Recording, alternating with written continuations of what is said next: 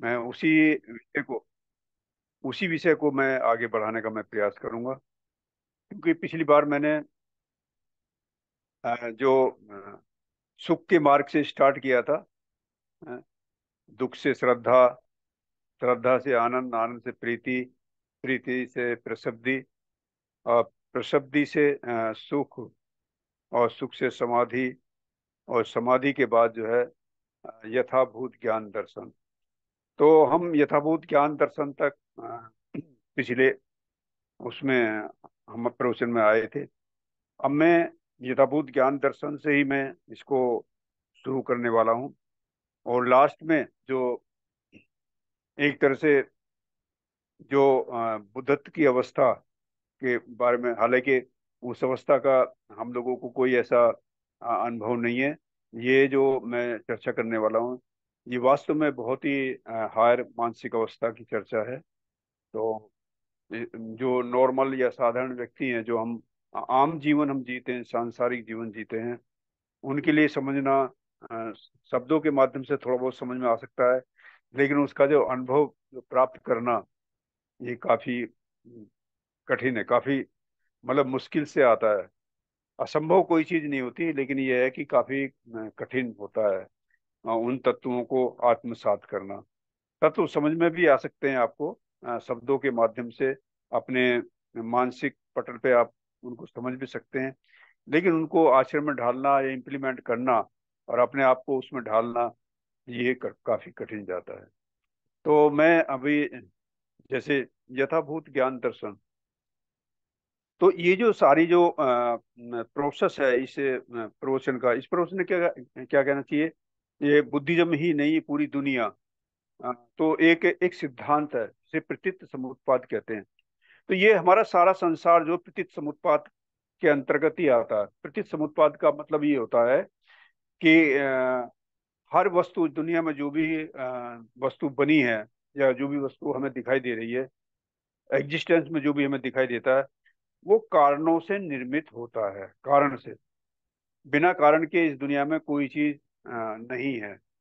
तो वो कारण से जैसे वो चीज निर्मित होती है, और जैसे ही वो उस वस्तु के बने रहने का कारण जब कम हो जाता है या हट जाता है, तब उस वस्तु का क्या, वस्तु, वो वस्तु वो ना रह करके उसका वस्तु का ट्रांसफॉर्म हो जाता है। मतलब वो वस्तु बदल जाती है। दुनिया में कोई चीज नष्ट नहीं हुआ करती, उसका रूप बदल जाता है। ये बुद्धिज्म का सिद्धांत है। तो जब जैसे ही हमारी समाधि की अवस्था आती है, तो समाधि की अवस्था के बाद जो यथाभूत ज्ञान दर्शन होता है। तो मैंने ये भी बताने का प्रयास किया था कि जो समाधि की अवस्था उसी मोमेंट पे या तभी लग सकती है आपकी, जब आप सुखी होंगे। सुखी आदमी ही की ही मतलब एक समाधि की अवस्था लग सकती है। और जिस आदमी को समाधि लग जाती है, उसे यथाभूत ज्ञान दर्शन हो जाता है।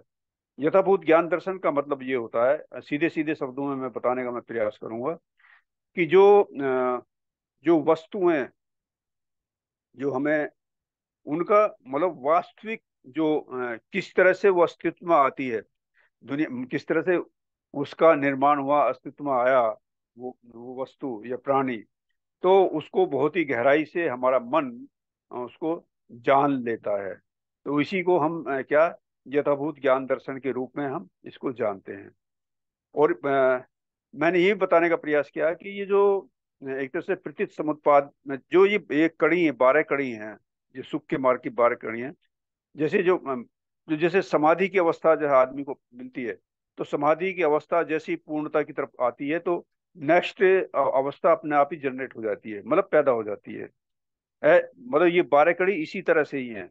एक अवस्था में आप जिस तरह से पारंगत हो जाते हैं, जैसे समाधि आपको बहुत अच्छी तरह समाधि आपकी लग गई है, या समाधि की अवस्था में आप स्थापित हो गए हैं, या आपका मन पूरी तरह समाधि में चला गया है, तो उसके बाद क्या, यथाभूत ज्ञान दर्शन होता है। मतलब संसार में जितनी भी जीवित प्राणी हैं, या जीवित प्राणी नहीं भी हैं, उन उन सब का वो यथाभूत ज्ञान दर्शन उसको हो जाता है।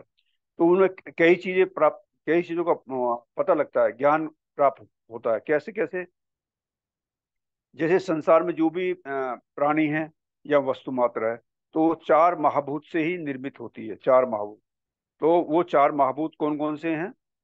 तो जैसे मिट्टी है, जल है, अग्नि है, वायु है। मिट्टी, जल, अग्नि और वायु, तो ये चार महाभूत होते हैं। तो उन चार महाभूतों से ही ये सारा संसार का निर्माण हुआ है। तो ये आदमी मतलब समाधि की अवस्था के बाद ही, वास्तव में समाधि की अवस्था के बाद ही उसको मतलब रियलाइज करता है अपने आप मन में, उसके वो जान लेता है कि इस तरह से ये चीज अस्तित्व में आई है। तो जैसे ही वो उसको मतलब अस्तित्व में वो चीज आती है और उसका जैसे रियलाइजेशन होता है, तो तब उसके अंदर जो है एक चेंज होता है। मतलब आदमी जो है वस्तुओं को देखने का जो नजरिया है, वो चेंज हो जाता है। हम क्या देख, हमारा जो मतलब अस्तित्व का सत्य दर्शन से पहले का जो नजरिया होता है, तो हम कैसे देखते हैं? हम अपने हिसाब से देखते हैं। मतलब कोई चीज हमारे मतलब की है तो हम उसको और दृष्टिकोण से देखते हैं, जो हमारे मतलब की नहीं है तो उसको उसकी तरफ हमारा ध्यान जाता नहीं है। मतलब सत्यता के हिसाब से हम देखते नहीं है वस्तुओं को। लेकिन जब ये हमें आत्मसात होता है कि अस्तित्व का सत्य दर्शन क्या है, तो उसके बाद जो है हमारा देखने का जो नजरिया, संसार को देखने का नजरिया, अपने आप को देखने का भी नजरिया, वो क्या बदल जाता है। तो ये जो चार जो महाभूत मैंने बताए हैं, तो ये चार महाभूत हर वस्तु चार महाभूतों से ही बनी है। मतलब आप जो है आप ऐसा नहीं कह सकते कि एक महाभूत से कोई स्वतंत्र चीज बनी हो। तो यह कहना चाहिए कि मतलब स्वतंत्र अस्तित्व में कोई चीज बिना इसके भौतिक जो चार महाभूतों के बिना अस्तित्व में कोई चीज आ ही नहीं सकती। मतलब स्वतंत्र रूप से, मतलब एक महाभूत से या बिना महाभूत के कोई किसी चीज का निर्माण हो ही नहीं सकता। हर चीज के निर्माण में ये चार महाभूत निश्चित रूप से आते ही हैं। तो इस तरह से हम जो है हम इसका जो अस्तित्व का सत्य दर्शन जो होता है, तो उसको हम क्या धीरे धीरे आत्मसात करना शुरू कर देते हैं। तो हम चीजों को जैसे आत्मसात करते हैं, तो वैसे वैसे ही फिर जो है उसके बाद जो नेक्स्ट जो एक तरह से उसका एक उदय हो जाता है। जब हम वस्तुओं को देखना शुरू कर देते हैं ना, एक तरह से चार महाभूतों के रूप में देखते हैं, तो उससे क्या है कि फिर हमें सच्चाई के दर्शन हो जाते हैं, सत्यता के दर्शन होते हैं। तो उससे क्या है कि अस्तित्व के सत्य दर्शन के बाद जो है फिर क्या है, निविदा की तरफ जाते हैं। निविदा, तो निविदा एक ऐसी, उससे क्या है, उससे संसार से जो लिप्तता होती है, मतलब संसार की तरफ हमारा अट्रैक्शन होता है ना, किसी भी चीज को प्राप्त करने का अट्रैक्शन, तो अट्रैक्शन क्या धीरे धीरे कम होना शुरू हो जाएगा। आप उसमें लिप्त नहीं रहेंगे, वस्तुओं से आप चिपके नहीं रहेंगे। वस्तुओं से आपका जो पहले एक तरह से तृष्णा होती थी उसको प्राप्त करने की, तो उससे क्या वो धीरे धीरे क्या वो लिप्तता धीरे धीरे कम हो जाती है, कम होने लगती है। तो उसको ऐसा समझ सकते हो कि जैसे आप मतलब संभ्रम की अवस्था रहती है, तो वो संभ्रम की अवस्था जो है, जैसे आपने राजस्थान, रेगिस्तान में क्या होता है कि पानी के भ्रम के कारण, पानी का कि हाँ कुछ दूरी पे वो पेड़ क्या है, दूर से दिखते पेड़ होता है वो उल्टा दिखाई देता है। तो वहाँ जब उल्टा दिखाई देता है तो आदमी को लगता है कि वहां पर पानी है, लेकिन वहां पर जाकर देखता है वो पानी नहीं मिलता, वो पानी नहीं होता, वैसे ही वो ऐसी आकृति बन जाती है। तो इस तरह से वो भ्रम की अवस्था उसकी टूट जाती है। तो जब संभ्रम इसके संभ्रम भ्रम की अवस्था जब टूटती है, तो निश्चित रूप से तो उसको क्या लगता है कि ये सब मिथ्या है।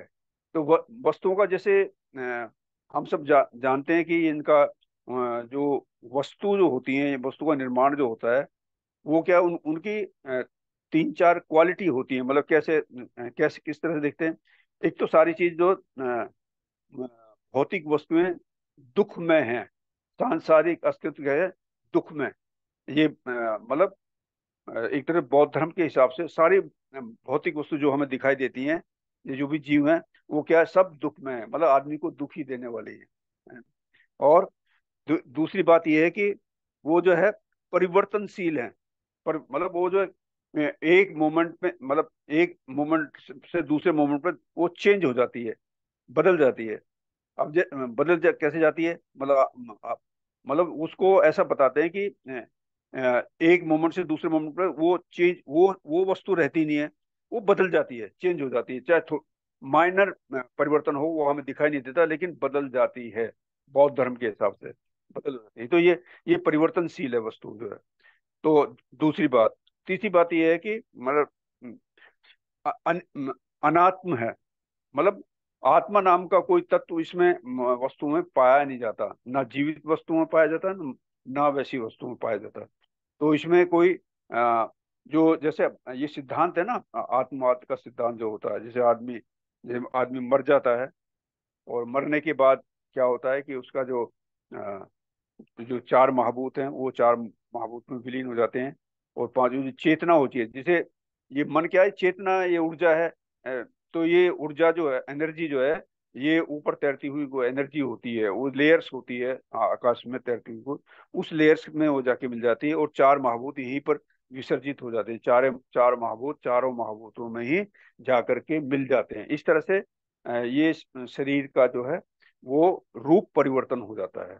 तो इस तरह से रूप परिवर्तन, तो इस चीज को मतलब आदमी जब आत्मसात करता है, तो उसे उस दुनिया की जो संभ्रम वाली अवस्था वो खत्म होने के बाद क्या उससे जो अट्रैक्शन होता है वो क्या धीरे धीरे क्या कम होना शुरू हो जाता है। तो इसको ऐसे ऐसे समझ सकते हैं कि जैसे मान लो एक बच्चा होता है, बालक होता है, बच्चे के साथ आप कोई भी गेम खेलते हो, तो बच्चा जो है उस गेम को बहुत ही मन लगा के गेम को खेलता है वो उसको, लेकिन आदमी जानता है ये तो गेम है, इससे कोई होने वाला कुछ है नहीं, तो वो गेम को गेम की तरह खेलता है। लेकिन जो बच्चा होता है वो बहुत ही ज्यादा मन लगा कर खेलता है। तो उस आदमी यदि उस गेम को उस बच्चे से यदि हार भी जाता है, तो उसे कोई फर्क नहीं पड़ता, उसे कोई ना सुख होगा ना दुख होगा, या जीत का या हार का कोई दुख नहीं होता। क्यों? क्योंकि वो वस्तुओं से उसका जो अट्रैक्शन है वो धीरे धीरे के वो लिप्तता जो है, जो वस्तुओं से जो उसका अ, लगाव जो था, वो क्या धीरे धीरे क्या वो लिप्तता कम हो जाती है, अट्रैक्शन कम हो जाता है। तो इस तरह से वो धीरे धीरे सारे संसार की वस्तुओं के प्रति उसी का इस तरह का लगाव कम होना, संलिप्तता कम होना, तो ये धीरे धीरे कम होना शुरू हो जाता है। तो एक अवस्था ऐसी आ जाती है कि ये संसार क्या है, ये संसार तो मतलब सब अनित्य है, दुख में है, और अनात्म है। तो इस तरह की जो अवस्था है पूरे संसार की, ये सारा संसार परिवर्तनशील है ही, होता ही है ये दुख में है ही। तो ये जब उसमें उसकी अवस्था में पूरी तरह से पारंगत हो जाता है, मतलब वो संलिप्तता जो उसके अंदर जो है वो कम हो जाती है, मतलब लिप्तता नहीं रहती। तो उसके बाद जो नेक्स्ट अवस्था जो होती है उसे कहते हैं वैराग्य, मतलब निविदा से वैराग्य की अवस्था आती है। निविदा जब आदमी की जो मानसिक अवस्था ऐसा हो जाती है कि मतलब संसार से लिप्त नहीं रहता, उसे मतलब लिपट के नहीं रहता, उससे अलगावपन हो जाता है। तो उसके बाद निविदा से जो नेक्स्ट चीज आती है वैराग्य। तो वैराग्य एक ऐसी अवस्था होती है, उससे वो अवस्था जो है उसमें आदमी मतलब विचलित नहीं होता। आदमी जो विचलित कैसे होता है, आदमी विचलित होता है जो हमारे मन पे बहुत सारे जो संस्कार पड़े रहते हैं ना, वो तो सांसारिक संस्कार पड़े रहते हैं, भूतकाल के बहुत सारे संस्कार हैं। तो ये संस्कारों के से के वशीभूत होकर के ही हम जो भी संसार में कुछ भी काम करते हैं, तो वही हमें डिस्टर्ब करते हैं, वो संस्कार ही हमें हमें परेशान करते हैं, विचलित करते हैं। तो लेकिन उस समय इस समय क्या होता है कि वो संस्कार धीरे धीरे क्या आपके मानसिक संस्कार कम होने लगते हैं। आप देखो इसको एक एग्जाम्पल के तौर पर मैं ऐसा समझाने का प्रयास करूंगा। जैसे जैसे मान लो आप किसी दूसरे देश में चले गए, दूसरे, और वहां पर जो खाने पीने की वस्तुएं हैं, क्योंकि आपने भारत में जो बहुत सारी वस्तुएं देखी हैं और बहुत सारी नहीं भी देखी हैं खाने की वस्तुएं भारत में भी, और जो विदेश में तो आपके लिए बहुत सारी नई वस्तुएं हैं खाने की। लेकिन देखने के बाद आपको आपको क्योंकि आपने उनका टेस्ट लिया नहीं, उसका कोई संस्कार आपके मन पे है नहीं, तो आपको ना तो उसको देखने के बाद कोई अट्रैक्शन होगा, ना जी पानी आएगा, मुंह में पानी भी नहीं आएगा। तो उससे उससे क्या होता है, तो उसे कोई संस्कार आप उसकी तरफ अट्रैक्शन आएगा ही नहीं, कोई मतलब कोई प्रतिक्रिया नहीं होगी आपके मन के रूप मुझे इसे खाना चाहिए, इसकी तरफ जाना चाहिए, नहीं जाना चाहिए। तो ठीक इसी तरह से जो मन पे जो संस्कार होते हैं हमारे, वो वो धीरे धीरे क्या इरेज होने होने शुरू हो जाते हैं, मतलब हटने शुरू हो जाते हैं। तो उससे उससे क्या है क्या होता है कि हमारी जो हमारा जो मन विचलित होता है, तो विचलित ना होकर के फिर स्थिरता की तरफ आता है। मतलब आदमी का जो मन क्या स्थिर हो जाता है। मतलब ऐसा स्थिर हो जाता है कि जैसे इसका एग्जाम्पल ऐसे बताते हैं, जैसे मान लो जैसे भगवान बुद्ध थे। भगवान बुद्ध को जब जब उनको एनलाइटमेंट प्राप्त होने से पहले, तो उनको क्या, जो मार होती है, मार, जो संसार की मार होती है ना, तो अलग अलग तरह की मार होती है। कोई अग्नि बाण छोड़ रहा है, कोई अप्सराएं आ रही हैं, कोई कुछ आ रहा है। तो ये सांसारिक मार जो है, और कोई वैसे भी पत्थर मार रहे, कोई कुछ लेकिन क्योंकि भगवान बुद्ध के पास वो सारे संस्कार रिमूव कर दिए, तो इसलिए उस बातों को तरफ ना तो उनका ध्यान है, ना उनकी सुन रहे हैं। तो वो अपने उसमें मस्त हैं, अपने उसमें। तो उससे क्या है कि मतलब आदमी विचलित नहीं होता है। तो भगवान बुद्ध को भी वो चीज अवस्था प्राप्त हो गई थी। मतलब वो विचलित नहीं होते, विचलित होते ही नहीं थे। तो विचलित नहीं होते, इसका मतलब ये वैराग्य की अवस्था होती है। वैराग्य मतलब वैराग्य की अवस्था में परिपूर्ण हो चुके थे वे। तो ऐसी अवस्था में क्या होता है कि जो मतलब जो कोई कुछ मार भी आती है, मतलब जैसे पत्थर भी मारे हैं, कोई कुछ मारता है, तो वो क्या है, भगवान बुद्ध के जो अस्तित्व है, उसका, भगवान बुद्ध का जो सकारात्मक ऑरा है, उससे टकरा के वो क्या बन जाते हैं, वो फूल बन जाते हैं, फूल बन के उनके ऊपर पड़ते हैं। तो ये मतलब एक प्रतीकों के माध्यम से इस तरह मतलब समझाया गया कि किस तरह से आदमी विचलित नहीं होता है। इन मारों से भी कोई फर्क नहीं पड़ता। तो ये अवस्था जो प्राप्त जो आदमी को तभी हो सकती है, जब आदमी अपने संस्कारों को मतलब मन से वो संस्कार निकल जाएं। और जैसे ही मन से वो संस्कार निकल जाएंगे, तो आपको भी वो अवस्था प्राप्त हो सकती है, ऐसी बात नहीं है। तो आदमी बुद्धिज्म में भगवान बुद्ध ने खुद ही बताया, भगवान बुद्ध ने बताया कि जो जो अवस्था मैंने प्राप्त करी है, उस अवस्था को आप भी प्राप्त कर सकते हो। मैंने मार्ग बता दिया है, चलना आपका काम है। तो इस तरह से आदमी जो निविदा से वैराग्य की अवस्था को वो पारंगत कर लेता है। मतलब आदमी विचलित नहीं होता। आप किसी भी चीज से विचलित नहीं होता, किसी भी परेशानी से विचलित नहीं होता। कोई गाली दे जाए, कोई कोई उसकी बुराई करे, कुछ भी करे, तो उससे उसका मन जो है विचलित नहीं होता। तो ये अवस्था वैराग्य की अवस्था होती है। पूरा ही वैरागी हो जाता है आदमी। तो इस अवस्था में जैसे ही आदमी पारंगत होगा, तो फिर जो नेक्स्ट अवस्था जो वो जनरेट हो जाती है। तो मैंने पहले बताया कि मतलब एक अवस्था, आप चिंता मत करो मुझे ऊपर वाली अवस्था प्राप्त हो। ऊपर वाली अवस्था आपको ऑटोमेटिक मिलेगी, पहले इस अवस्था में पारंगत हो जाओ। अगर इस अवस्था के बारे में पारंगत इस तरह मतलब आपका फोकस नहीं होगा, मतलब वैराग्य की तरफ फोकस नहीं होगा, तो आपको जो है और आप सोच रहे हो कि मुझे आश्रवशय ज्ञान मिल जाए। तो आश्रवशय ज्ञान कैसे प्राप्त हो सकता है? कोई नहीं, नहीं हो सकता है। पहले एक अवस्था को मतलब आपको अब अपने अंदर बहुत ही इम्प्लीमेंट करना पड़ेगा, बड़े मन से इम्प्लीमेंट करने का पड़ेगा। मतलब उसको अपने अंदर समाहित करना पड़ेगा। तभी जाकर के नेक्स्ट अवस्था अपने आप ही जनरेट हो जाती है, पैदा हो जाती है। तो जैसे अभी मैं निविदा से वैराग्य की बात कर रहा हूँ, तो वैराग्य जैसे ही आदमी को की अवस्था प्राप्त हो जाती है, मतलब आदमी विचलित नहीं हुआ, स्थिरता की अवस्था आ जाती है। देखा जैसे भगवान बुद्ध बैठे हैं, भगवान बुद्ध की जो बैठने की जो अवस्था है, वो उनके कुछ भी हो जाए, लेकिन वो स्थिर अवस्था है उसकी। वो दुनिया की किसी भी चीज से वो प्रभावित नहीं है। तो ये वैराग्य की अवस्था होती है। इसके बाद फिर नेक्स्ट जो अवस्था आएगी, उसे कहते हैं, मतलब वैराग्य से क्या, विमुक्ति की अवस्था। विमुक्ति। अब ये विमुक्ति की जो अवस्था के बारे में मैं चर्चा करने से मैं बताऊंगा। विमुक्ति मतलब मुक्त अवस्था। तो ये क्या, हमारे जो हमारी इमोशंस या चित्त की जो मतलब चित्त से विमुक्त होना, चित्त भावनाओं से विमुक्त होना। मतलब इसे दो तरह से देखते हैं, दो तरह से विमुक्त होता है आदमी। एक तो अपनी भावनाओं से, इमोशंस से विमुक्त होगा। दूसरा दूसरा होता है जो मतलब जो अज्ञानता, जैसे हमारा सत्काय दिट्ठी है, सत्काय दिट्ठी हो गया, इस तरह की कुछ वो बातें होती हैं जो संभ्रम की इस तरह की अवस्था, उससे भी आदमी को क्या, मुक्तता की अवस्था प्राप्त हो जाती है, मुक्त हो जाता है आदमी। तो ये जो मुक्तता की अवस्था को ऐसा समझो कि मतलब स्वतंत्र हो गया, स्वतंत्र हो गया। हाँ। तो ये वास्तव में देखा जाए, यहाँ आदमी स्वतंत्र है। आदमी कहते हैं ना, मैं जैसे कि आदमी को स्वतंत्र का मतलब क्या होता है, आप यहाँ पर समझ सकते हो कि वास्तव में स्वतंत्रता का जो अनुभव है, इस अवस्था में, विमुक्ति की अवस्था में आप स्वतंत्रता का अनुभव आप ले सकते हो। और ये विमुक्ति की जो अवस्था है, ये मतलब इसको और डिफाइन करने के लिए, मतलब इसको ऐसा कह सकते हो कि आदमी पूर्ण रूप से जो आदमी के जो मानसिक संस्कार हैं वो पूर्ण तरह हट जाते हैं। और जब पूर्ण तरह आदमी के मानसिक संस्कार हट जाएंगे, आप निश्चित रूप से मान लीजिए कि आपको जो वो मुक्तता की जो विमुक्ति की जो अवस्था है, या आजादी की अवस्था है, स्वतंत्रता की जो अवस्था है, वो आपको अपने मन से महसूस होना शुरू हो जाएगा। आप जो किसी पे डिपेंड नहीं रहेंगे, किसी पे डिपेंड नहीं रहेंगे। और ऐसी अवस्था प्राप्त करने के लिए आदमी को बहुत ही टैक्टिस, बहुत मेहनत, बहुत ही ज्यादा वो करना पड़ता है।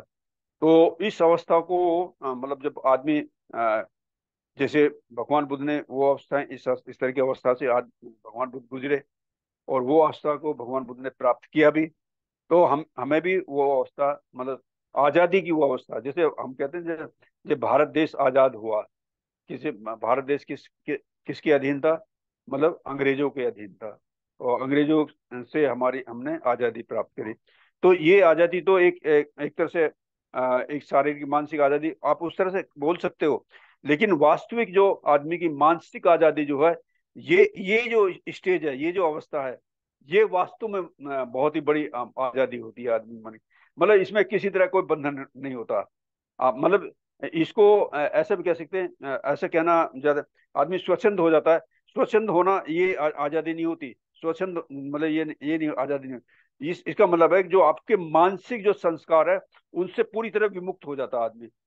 हमारी जो सोच होती है, हम किसी भी विषय के बारे में सोचते हैं, हम कैसी बोलते हैं, हमारा सोचना बैठना उठना सब कुछ होता है कि मानसिक संस्कार जैसे पड़े होते हैं हमारे मन पे, उसके वशीभूत होकर के हम सब सारे काम करते हैं। उस मानसिक मानसिक संस्कारों से अलग हम ना तो सोच सकते, ना बोल सकते, ना चल सकते, ना खा सकते, ना पी सकते, कुछ नहीं कर सकते। उस जैसे हमारे मन में जो भी संस्कार पड़े होते हैं, वैसे ही उसी के वशीभूत होकर के हम ये सारे काम करते हैं। लेकिन अगर वो संस्कार ही हट जाए, हमारे मन के मानसिक संस्कार यदि रिमूव हो जाएंगे, अलग हो जाएंगे, तो तब देखिए, तब आपकी जो मानसिक अवस्था है, तब वास्तव में आप विमुक्ति की अवस्था, मुक्तता की अवस्था, यह कहना चाहिए स्वतंत्रता की अवस्था को आप जो है आप महसूस करेंगे। तो ये अवस्था जो है, जब आदमी पूर्ण तरह आदमी इसमें पारंगत हो जाता है, बहुत ज्यादा हो जाता है, तब विमुक्ति से क्या होता है, उससे उसके बाद क्या होगा, आश्रव क्षय ज्ञान। मतलब विमुक्ति से क्या गया लास्ट की जो, जब बुद्धत्व की अवस्था प्राप्त करने के क्या, आश्रव क्षय ज्ञान, आश्रव क्षय। तो हम ये सब जानते ही हैं, हमारे बहुत सारे साथी हैं, वो सब जानते हैं। तो आश्रव जो है तीन तरह के, ये जहर है एक तरह का। ये मतलब एक बुद्धिज्म के ये भी मानसिक जहर ही है एक तरह का। तो ये एक तो कामाशव, कामाशव कहते हैं, पहला जहर कौन सा, कामाशव। तो ये फिर भी मतलब आदमी की कोई ना कोई एक एक मानसिक ऐसी तृष्णा रहती है ना, इच्छा रहती है, कामाशव। तो ये सांसारिक एक तरह की कोई आसक्ति वो बनी रहती है। उससे भी मुक्त होता हो जाता है, कामाशव से मुक्त होता है आदमी इस अवस्था में। जैसे तो कामाशव, दूसरी दूसरी होती है भावाशव। भावाशव का मतलब होता है कि जैसे ये भी एक इस तरह की मतलब इच्छा होती है आदमी का। तो वो किस तरह की वो इच्छा कह सकते हैं, इसको ऐसे कह सकते हो कि जैसे आदमी जैसे छह लोकों में जो देवलोक की जो अवस्था होती है, देवलोक, देवलोक की अवस्था में ऐसा ऐसा बताते हैं कि कुछ भी नहीं करना पड़ता, आदमी ऑटोमेटिक सब कुछ वहां पर उपलब्ध हो जाता है, सब कुछ मिलता है। जैसे मान लो आप अब अभी भी देखो ना, बहुत सारे साथी हैं, मानसिक अवस्था उनकी अच्छी है, घर भी, आर्थिक स्थिति बहुत अच्छी है, परिवार भी बहुत अच्छा है। तो उसे क्या, देवलोक की अवस्था का वो अनुभव ले सकते हैं। लेकिन ये देवलोक की अवस्था, ये सांसारिक है। लेकिन उसके बाद जो है ना, वो हायर मानसिक स्टेज की अवस्था है, वो देवलोक की अवस्था जो उसमें, तो इस तरह की आदमी कामना कर सकता है उसमें, मतलब बार बार उसमें जन्म लेना। तो इस तरह, तो ये भाव सब कह सकते हो इस अवस्था को। और तीसरी जो काम मतलब आश्रव जो है, उसको कहते हैं हम अविद्या आश्रम। तो ये एक तरह से अविद्या आश्रम का मतलब है, मतलब एक मानसिक अज्ञानता है, मानसिक अज्ञानता। हालांकि इस अवस्था मानसिक लेकिन फिर भी कुछ ऐसी ऐसी और मानसिक, जैसे बहुत सारे जो बंधनों में लास्ट का बंधन होता है ना, अज्ञानता वाला बंधन, तो वो उस अज्ञानता से भी आदमी को मुक्ति मिल जाती है। मतलब हर तरह के बंधनों से आदमी मुक्त हो जाता है। कोई बंधन नहीं रहता इस अवस्था में। वो उस आश्रव क्षय ज्ञान प्राप्त हो जाता है। आश्रव क्षय ज्ञान का मतलब ये होता है कि आदमी जो है पूरी तरह से, मतलब जो जो अवस्था बुद्धत्व की अवस्था, उसके अंदर पूरी तरह बुद्धत्व की अवस्था आ चुकी होती है। तो जब बुद्धत्व की अवस्था आदमी के अंदर आ जाती है तो निश्चित रूप से दुनिया में उससे ज्यादा सुखी आदमी होता नहीं है। तो अगर देखा जाए ना, अगर एग्जाम्पल दिया जाए कि और पूछा जाए कि दुनिया में सबसे ज्यादा सुखी आदमी कौन है, तो आप भी मतलब बुद्ध को ही बताएंगे। बुद्ध जो है सबसे, दुनिया में सबसे ज्यादा सुखी इंसान जो हुए हैं वो बुद्ध हुए हैं।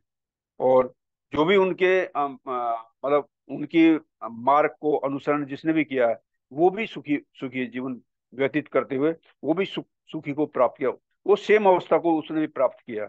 तो कहने का मतलब ये है कि मतलब ये जो हमारी जो मतलब दुख से शुरू होकर के और आश्रव क्षय ज्ञान तक का जो सफर है, तो ये मैंने मतलब बताने का, मैंने आप लोगों को जैसे भी मैं थोड़ी भी संक्षिप्त जानकारी है, जो भी मेरे को अल्प ज्ञान कह सकते हो, उस हिसाब से मैंने बताने का आप लोगों को प्रयास किया है। और आप लोगों ने बहुत ही मेरा मुझे सहयोग दिया और अच्छी तरह से आप लोगों ने इस बात को सुन लिया। तो आप मैं यहीं पे इसको विराम देना चाहूंगा। आप लोगों का बहुत बहुत आभार, धन्यवाद।